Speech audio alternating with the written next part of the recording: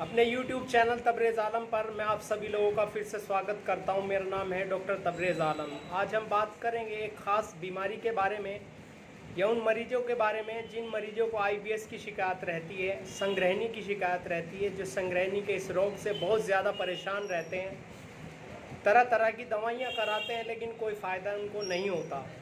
बात करते हैं संग्रहणी में क्या होता है, कैसे होती है। संग्रहणी हमारी आंतों की जो गति होती है, मोटिलिटी जो होती है उसका, वो असंतुलित हो जाती है, उसका संतुलन बिगड़ जाता है और जिसकी वजह से हम जो खाते हैं पीते हैं वो चीज़ें हमें खाने के बाद पीने के बाद तुरंत हमें फ्लैश के लिए जाना होता है और इसके अंदर हमारा स्ट्रेस और माइंड करेक्शन बहुत ज़्यादा होता है, जिसकी वजह से अगर हम स्ट्रेस बहुत ज़्यादा लेते हैं, बहुत ज़्यादा हम प्रेशर में रहते हैं या कम नींद लेते हैं या अच्छे से सो नहीं पाते, जिसकी वजह से हमारा स्ट्रेस लेवल बढ़ता है, तो उसका असर सीधे सीधे हमारी आंतों पर पड़ता है, क्योंकि आंत का और दिमाग का बहुत गहरा संबंध होता है, जिसकी वजह से IBS के अंदर IBS के जो सिम्टम हैं वो बिगड़ने लगते हैं।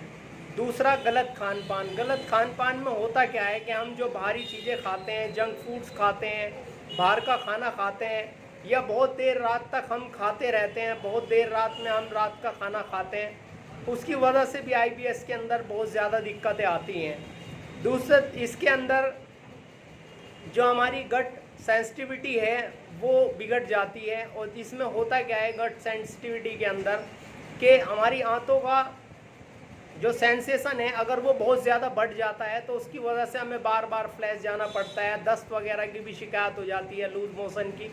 और अगर ये सेंसेशन बहुत ज़्यादा कम होने लगता है तो इसमें हमें कब्ज़ की शिकायत आने लगती है।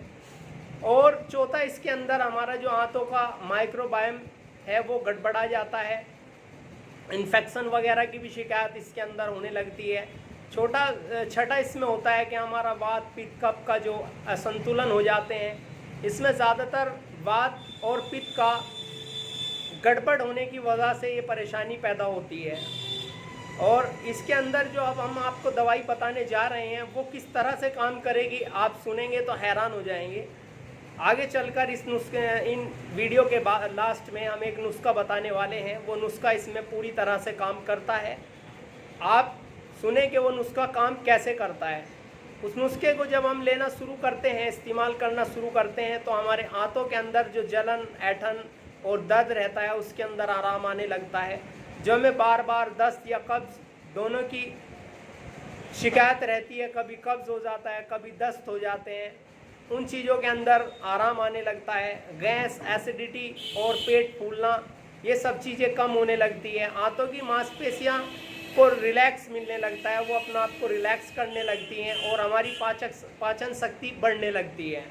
और IBS से जुड़ी बेचैनी, थकान और पेट का भारीपन, ये सब चीज़ें कम होने लगती हैं। और सबसे बड़ी बात, इस IBS में अगर हम कोई जांच कराते हैं या कोई जांच के लिए हम जाते हैं तो उसमें कुछ नहीं आता, लगता है कि आंतें बिल्कुल ठीक हैं, लेकिन वो अपना काम, अपना कार्य अच्छे से नहीं कर पाती।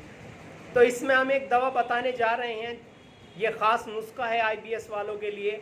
ये आपको पेट को बहुत अच्छे से रिज़ल्ट देगा, आप चाहें तो लिख भी सकते हैं। नुस्खा कुछ इस तरह है। इसमें अजवाइन है 50 ग्राम, इसके अंदर सौंफ है 50 ग्राम, इसके अंदर बेलगिरी चूर्ण है 100 ग्राम, इसबगोल की भूसी है 100 ग्राम, हरड़ चूर्ण है 25 ग्राम, सौंठ है 25 ग्राम और धाई फूल है 25 ग्राम, मुलेठी है इसके अंदर 25 ग्राम।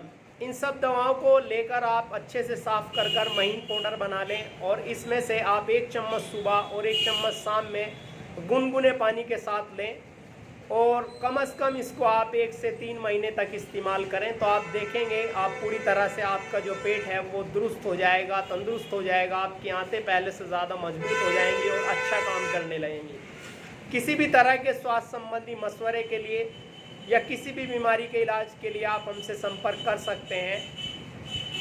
मेरा नंबर है 63 96 86 50 20। मेरे दोस्तों, मैं आप लोगों को एक से एक नुस्खा बताता हूं और अच्छे से अच्छी दवाइयां आप लोगों के लिए ढूंढ कर लाता हूं। बस आपसे एक उम्मीद करता हूं कि आप मुझे सपोर्ट करें और आगे बढ़ने में मदद करें। धन्यवाद।